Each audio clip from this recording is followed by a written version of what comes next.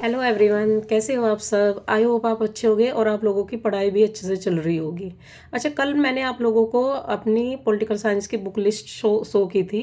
I hope आप लोगों को उससे काफ़ी हेल्प हुई होगी। आज मैं यूपी टीजीटी जो हिस्ट्री से मैं प्रिपरेशन कर रही हूँ उसके आप लोगों को मैं बुक लिस्ट दिखाती हूँ।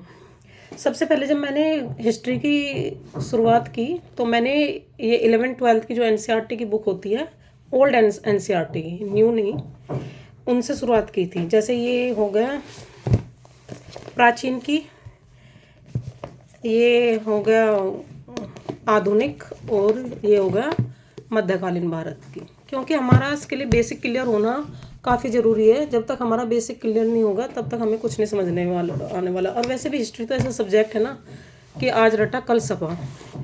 हिस्ट्री को हमें सीक्वेंस वाइज और एक स्टोरी की तरह पढ़ना पड़ेगा, क्योंकि अगर हम रट्टा लगाएंगे तो माइंड में कुछ नहीं घुसने वाला। इसलिए सीक्वेंस होनी काफ़ी ज़रूरी है। जैसे प्रागैतिहासिक काल हो गए, पहले लोग कैसे जीवन यापन करते थे, पेड़ पौधों में रहते थे, फिर उन्होंने शिकार करना स्टार्ट किया, उसके बाद गुफाओं में रहना स्टार्ट किया। उसमें फिर ये भीमबेटका ये हो गए, वहाँ चित्रकारी वो बनाई, फिर उन्होंने आग की जानकारी हुई, उससे उन्होंने शिकार कच्चा मांस की जगह फिर पका के खाना वो किया। उसके बाद परमानेंट एक स्थायी जीवन की शुरुआत हुई। फिर कबीले बने। उसके बाद जितने भी 16 महाजनपद, इनका वो हुआ। फिर धीरे धीरे उसके बाद मौर्य काल, फिर गुप्त काल में जितने भी स्थापत्य कला का विकास हुआ, इन ये सब। उसके बाद जितने भी ये शुंग वंश और ये कर्ण वगैरह, हर्षवर्धन का टाइम पीरियड। उसके बाद फिर मुस्लिम अटैक हुए, अरब आक्रमण और ये तुर्की। उसके बाद फिर सल्तनत काल हो गया, फिर उसके बाद मुगल काल हो गया, फिर ब्रिटिशर्स आए, पुर्तगाली आए, डच, फ्रांसीसी। उन्होंने कैसे मतलब धीरे धीरे व्यापार से उन्होंने इंडिया पर अपना पूरा वर्चस्व कायम कर लिया, और 200 से 250 साल तक कैसे अपना पूरे उसमें होल्ड बना के रखा। तो ये चीज़ें तभी माइंड में रहेगी जब तक हमें सीक्वेंस का पता होगा कि उस टाइम पीरियड पे कैसा एनवायरनमेंट था, क्या चीज़ें चल रही थी, क्या रीजन था जिससे बाहरी लोग यहाँ आए और उन्होंने अपना पूरा जो इंडिया है उस पर अपना होल्ड बना लिया और यहाँ के लोगों पर शासन किया। अच्छा, फिर एनसीईआरटी कवर करने के बाद फिर जो स्टैंडर्ड बुक्स थी वे मैंने आधुनिक भारत की मैंने स्पेक्ट्रम की ली हुई थी, इसमें से तैयारी कर रही हूँ। और मध्यकालीन के लिए ये मेरी हो गई एलपी शर्मा की।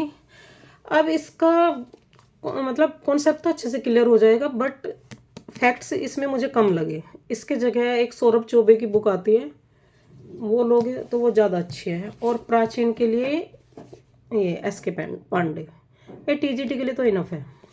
उसके बाद मैंने एक फैक्चुअल बुक ली है, ये आर्य कंपटीशन की हो गई।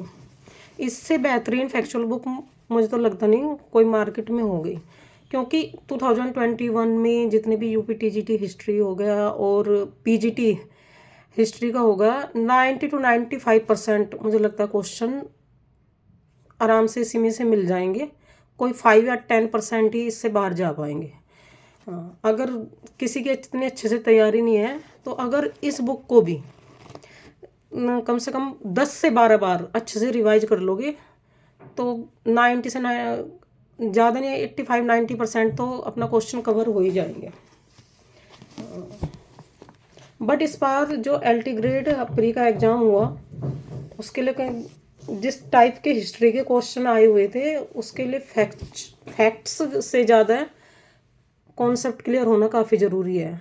क्योंकि जिस अकॉर्डिंग आयोग ने पेपर दिया हुआ था, मोस्टली क्वेश्चन वही सोल्व कर पाया होगा हिस्ट्री के जिनका कॉन्सेप्ट अच्छे से क्लियर था। उसके बाद प्रीवियस ईयर क्वेश्चन के लिए जब मैंने 21 में एग्ज़ाम दिया था उसमें मेरे 4-5 मार्क्स से रह गया था। उसके लिए मैंने हिस्ट्री के लिए तो ये घटना चक्र की ली हुई थी, और अभी फ़िलहाल मैंने प्रीवियस ईयर क्वेश्चन के लिए यूथ कॉम्पिटिशन्स की ली हुई है। हाँ, ये इनफ है। इसमें जीआईसी, ये यूपी टीजीटी पीजीटी के जितने भी 15 से 20 ईयर के जितने भी प्रीवियस ईयर क्वेश्चन हैं सब दिए गए हैं। इसलिए अपना बेसिक बुक्स पढ़िए और उसके बाद साथ के साथ अपना इसमें से अपना प्रीवियस क्वेश्चन सोल्व कीजिए, अपना अच्छे से कंसेप्ट क्लियर हो जाएगा। और हाँ, साथ में मैंने शॉर्ट नोट्स भी बनाए हुए हैं, क्योंकि लास्ट टाइम में तो शॉर्ट नोट्स ही ज़्यादा काम करते हैं, इतनी मोटी मोटी बुक्स का तो टाइम ही नहीं बचेगा पढ़ने के लिए। इसके लिए मैंने अपना जो मुझे थोड़ा टिपिकल लगते हैं उसके मैंने नोट्स बना रखे हैं। इसमें प्राचीन के हो गए, मध्यकालीन के हो गए और आधुनिक भारत के हो गए। और उसके बाद मैंने एक ये मैप का भी लिया हुआ है, क्योंकि एक्चुअली देखो ये है ना, मैप से हमें पता चलता रहे ना, जैसे मौर्य काल हो गया, उन्होंने किस किस एरिया में वो शासन किया, तो उससे काफ़ी टाइम तक अपना माइंड में रहता है।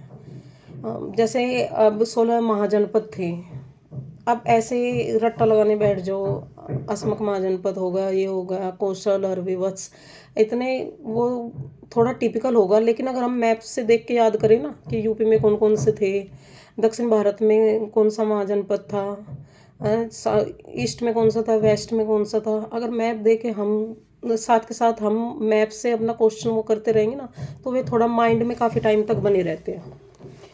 और उसके बाद जो जीआईसी है, जीआईसी तो मेरा पॉलिटिकल साइंस से है, और उसमें जो ये जीके जीएस आता है, उसके लिए जीके जीएस के लिए मैंने अपना लूसेंट की बुक ली हुई है। डेली 1 आवर इसी में से कर लेती हूँ, क्योंकि उसमें शायद 40 क्वेश्चंस जीआईसी में और 80 एग्ज़ाम से रिलेटेड आएंगे। तो वही उसमें फिर जीएस में भी काफ़ी मेहनत करनी पड़ेगी, तभी कुछ प्री की उम्मीद है कि क्लियर हो जाए। ओके, चलो अब आप सब लोग अच्छे से तैयारी करो। Thank you so much, bye bye.